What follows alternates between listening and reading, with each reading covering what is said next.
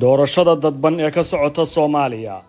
waxa ay meesha ka saartay wax ka badan 70% xildhibaanadii kuraasta ku fadhiyay si gaar ah waxa loo beegsaday xildhibaanadii golaha ku jiray tan iyo sanadkii 2000 taasoo si buuxda loo oran karo waxa laga dajiyay masraxa golaha shacabka koy tobnaad kaadirin wax badan ku soo kordhin lahaa dad badan ayaana aaminsan in kooxo kala duwan ay iska kaashadeen sida kuraasta kaydka loogu diri lahaa rugcadayaal siyaasadeed qaar ka mid ah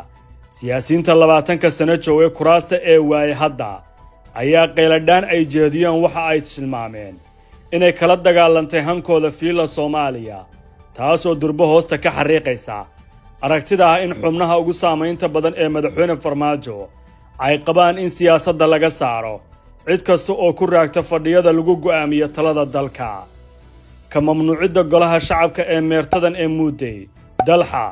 Ibbi Suuri Diiriye Jamaal Case Ibraahim Yarow Malaaq ina Macallin Yaxye Faadumo Odawa Abdow Sahra iyo Xuseen Carab Ciise ayaa ka dhignay fafaalaha in tareenka lagu shubay baasiin cusub kaasoo isticmaalkiisa halka uu gaarayo aan si daahfuran loo garan karin halka aan u soconno waa Koonfur Galbeed madaxweyne Lafta Gareen oo hore golaha shacabka uga soo mid ahaa yaqaan farsamooyinka loolankooda marna u mutay 274 cod ee kale isaga oo raadinaya kursiga afayeenka baarlamaanka ayaa ah madaxweyne goboleedka kaarka guduudan sida baan ugu laqsiiyay qaar ka mid ah laacibiintii baarlamaanka bedelkana waxa la keenay xubnada ahdooda u dhaxayso 30 ilaa 45 sano waa jeel cusub sida ka muuqata sooyaalkooda durba laba aragti ayaa halkan ka soo maaxatay qaar ka mid ah dadka ka soo horjeeda imaanshahooda ayaa leh waa dhalinyaro aan si fudud oo darasi karin jihada siyaasadda aragtidan waxa qaba qaybo badan oo ka mid ah musharaxiinta oo aaminsan in loo baahan yahay in siyaasadda dalka ay jaangoyso tiro kooban oo dad ah ama waxa loo yaqaan saamilayda siyaasadeed laakiin aragti kale oo taas ka soo horjeeda ayaa leh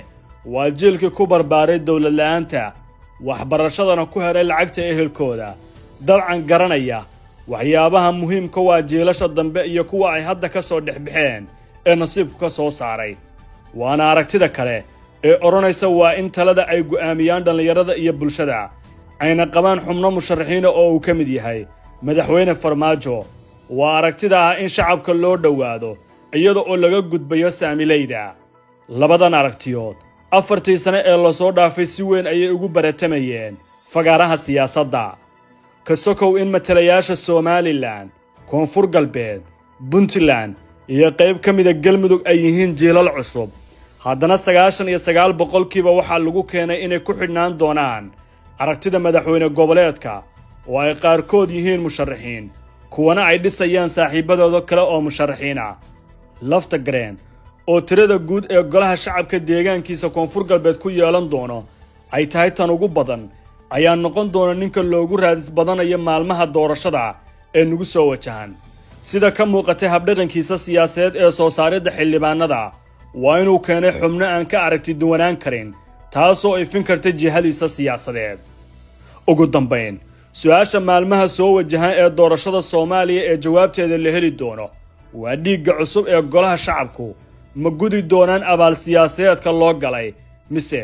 dabba kale oo siyaasadeed ayay qaadi doonaan madrasada Darul Istiqama oo uga barateen barashada Quraanka Kariimka kana qalin jabisay dafcadii 10aad waxay hadda idin soo kordhisay online academy oo ah qaab casri ah oo uga baran karto Quraanka adigoo jooga gurigaaga meel kasta aad joogto waad noqon kartaa ardayda Darul Istiqama wixii faahfaahintaas dheeriya kala xiriir lambarada iyo gmailada shaashada ku qoran Darul Istiqama daarta cilmi